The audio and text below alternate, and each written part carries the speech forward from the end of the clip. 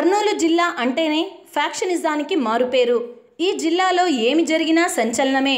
ఇక భూమా నాగిరెడ్డి తన అన్న మరణంతో రాజకీయాల్లోకి వచ్చి తన మొదటి నామినేషన్ రోజే ప్రత్యర్థులు బాంబులతో దాడి చేసి కిడ్నాప్ చేయడానికి ప్రయత్నిస్తే ఎంతో చాకచక్యంగా తప్పించుకొని ఒక మామూలు స్కూటర్ మీద వెళ్లి ఎమ్మెల్యేగా నామినేషన్ వేసి 24 సంవత్సరాలకే అత్యధిక మెజారిటీతో ఎమ్మెల్యేగా గెలిచారు.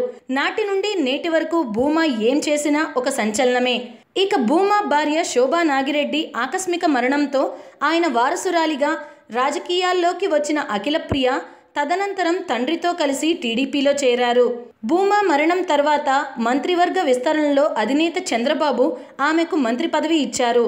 ఇక శిల్పా మోహన్ రెడ్డి 2014లో టీడీపీ తరపున పోటీ చేసి ఓటమి పాలయ్యారు. భూమా మరణంతో ఖాళీ అయిన నంద్యాలకు జరగనున్న ఉప ఎన్నికల్లో సీటు ఖచ్చితంగా తనకే వస్తుంది అని ఆశించిన శిల్పా మోహన్ రెడ్డికి చంద్రబాబు షాక్ ఇస్తూ భూమా అన్న కుమారుడైన భూమా బ్రహ్మానందరెడ్డికి టికెట్ ఇవ్వడంతో శిల్పా వైఎస్ఆర్సీపీలో చేరి వైఎస్ఆర్సీపీ తరపున ఉప ఎన్నికల పోరులో తలబడుతున్నారు. ఇక ఈ పోరు టీడీపీ తమకున్న అధికారం, బలం, డబ్బు అన్నిటినీ మించి తల్లిదండ్రులు లేని పిల్లలు అనే సానుభూతి బ్రహ్మాస్త్రాన్ని ప్రయోగించబోతోంది. అయితే ఎలాగైనా ఈ స్థానాన్ని కైవసం చేసుకోవాలని సాక్షాత్తు ముఖ్యమంత్రి చంద్రబాబుయే నంద్యాలలో పర్యటించి రోడ్ వైండింగ్, హౌస్ కాలనీ శంకుస్థాపన లాంటి కార్యక్రమాలతో పాటు ముస్లింస్కి ప్రభుత్వం ఆధ్వర్యంలో ఇఫ్తార్ విందు కూడా ఇచ్చింది. ఈ నియోజకవర్గంలో ఉన్న పార్టీ అంతర్గత సమస్యలను చంద్రబాబు చక్కబెట్టారు.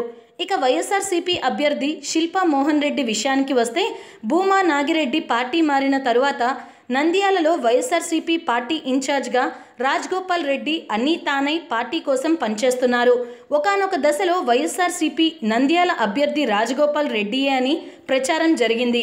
అయితే ఆయన్ని కాదు అని చివరి నిమిషంలో పార్టీ మారిన శిల్పాకి అధినేత టికెట్ ఇవ్వడంతో రాజగోపాల్ రెడ్డి అలకపూని పార్టీ వ్యవహారాలకు అంటీ ముట్టనట్టుగా వ్యవహరిస్తున్నారు.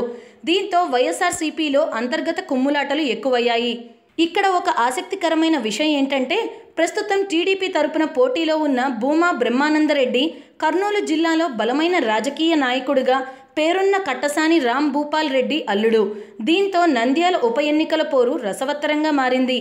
ఒకరిపై ఒకరు సవాళ్లు ప్రతి సవాళ్లు విసురుకుంటున్నారు.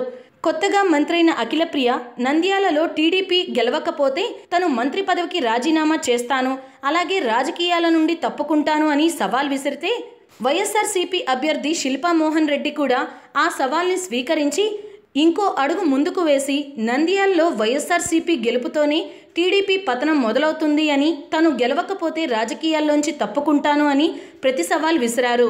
ఏది ఏమైనా డి అంటే డి అంటూ సాగుతున్న నంద్యాల ఉప ఎన్నికలను ప్రజలు ఆసక్తిగా గమనిస్తున్నారు. మరి ఈ పోరులో అఖిలప్రియ సవాల్ గెలుస్తుందో, శిల్పా సవాల్ నిలబడుతుందో నంద్యాల ప్రజలే చెప్పాలి.